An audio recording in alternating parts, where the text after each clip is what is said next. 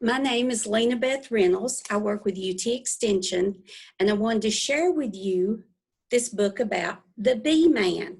So you'll think about that the next time you enjoy some honey. Bees. There wouldn't be sunflowers, there wouldn't be peas, there wouldn't be apples on apple trees if it weren't for the fuzzy old, buzzy old bees dusting pollen from their knees. That's by Eileen Fisher. And the book, The Beeman, is written by Laurie Krebs and illustrated by Valeria Cease. Here is my grandpa, who's known in our town as the Beeman.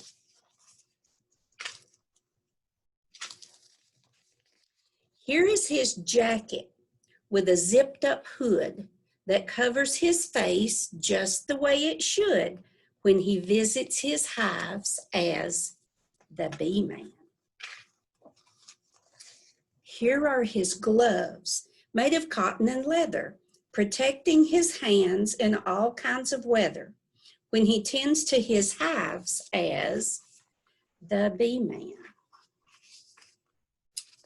Here is the beehive where all the bees sleep, tucked into a box called a shallow or deep, and then placed on a stand by the Beeman.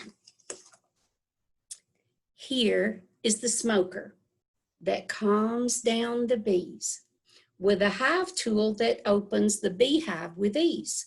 For a much closer look by the Beeman with swift-moving wings that dry up the nectar the worker bee brings, making honey for me and the Beeman.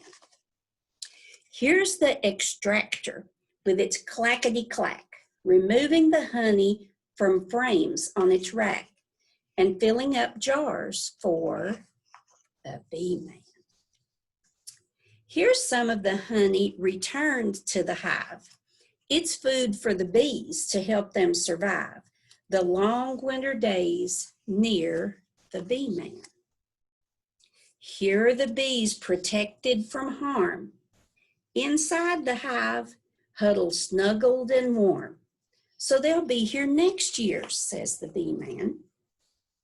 Here's the wagon filled to the brim with bottles of honey collected by him and brought to the house by who?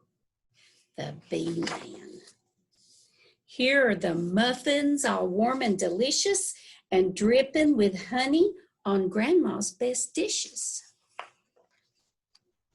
I'm glad that my grandpa is the Beeman. There's more to this book if you could find it in the library, but I wanted to read you one part about bee dancing. Did you know bees could dance? Well, they do. Their dance tells the other workers where to go find the same nectar that they found. If the food is close by, they do a round dance. First one way, then the other. However, if it's further from the hive, they do a wagtail dance. They wag their tails, and the longer they wag, the farther away the nectar is. They make a half circle one direction, a half circle the other direction. Then they turn sharply and waggle in a straight line.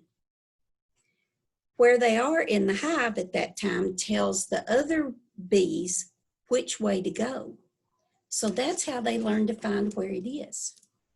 Think about all that goes into it the next time you enjoy some honey.